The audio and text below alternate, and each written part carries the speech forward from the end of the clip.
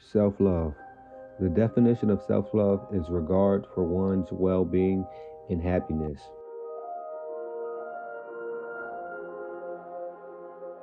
In today's society, many of us struggle with loving ourselves. In today's episode of Encourage the Youth, we dive into the topic of self-love with the young and talented Jocelyn Espinoza, who struggled with self-love through high school and overcame the long battle.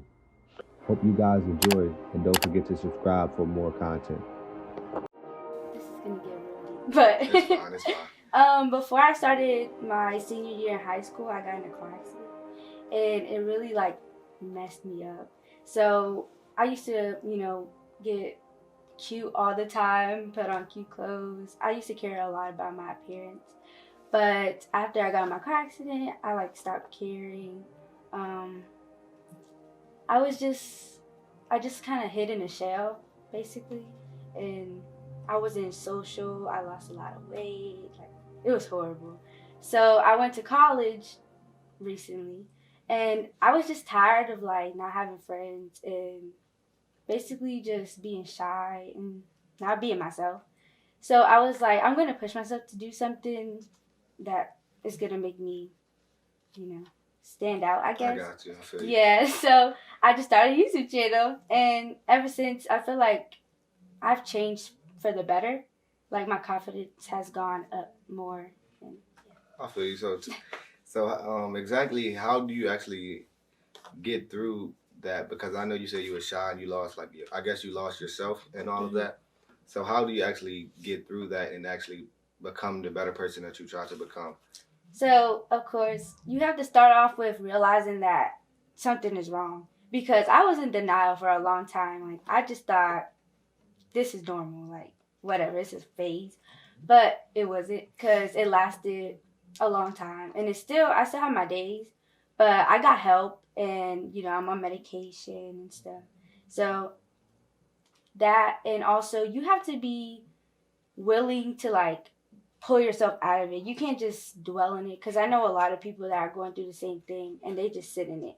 Yes. But that's not me. I couldn't do it. I feel you. So, I feel you. Because it's a lot of people, they just sit there and they know something's wrong or something, but they just continue to, let that phase just keep, I guess, controlling them, I guess you could say.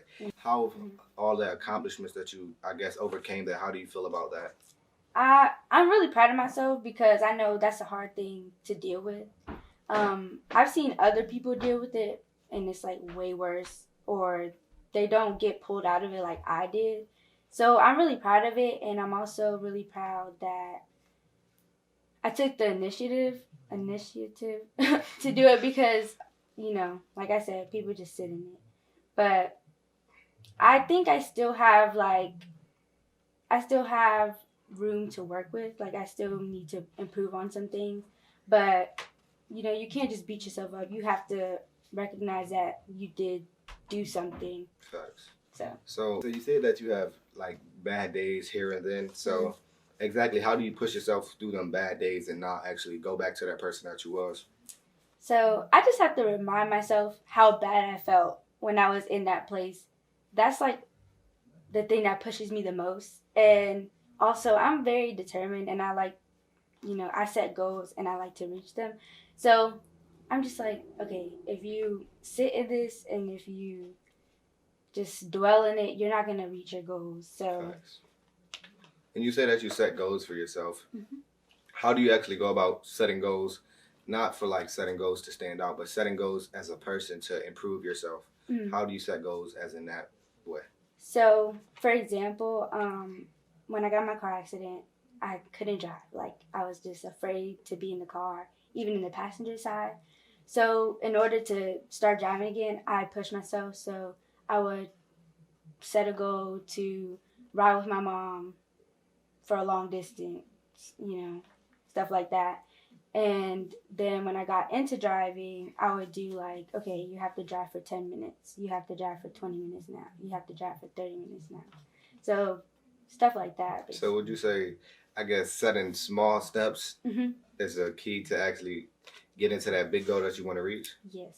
And do you still have like times now that you face the problem of driving?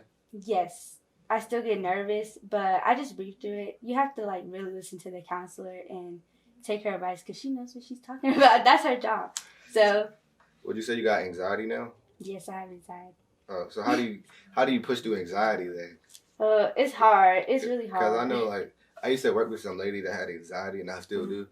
But, like, she used to miss out on work because she had anxiety sometimes. Yeah. And I usually think, the type of person I am, I usually think life is literally a mind game. Mm-hmm. So it's literally what you tell yourself and how you actually view yourself. So how do you actually get through that anxiety that you do have?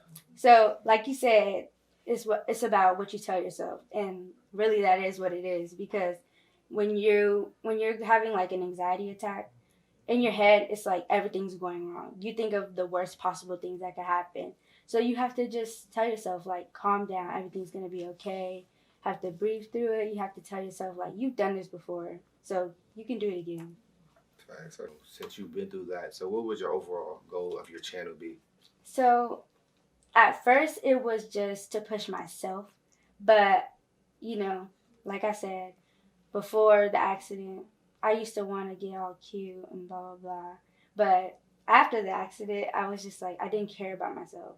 So I feel like now my goal is, to make it, I guess, to broadcast it, that is really important to show yourself love, like to care about yourself. And, my passion is makeup, so pursue it, stuff like that, just motivate people.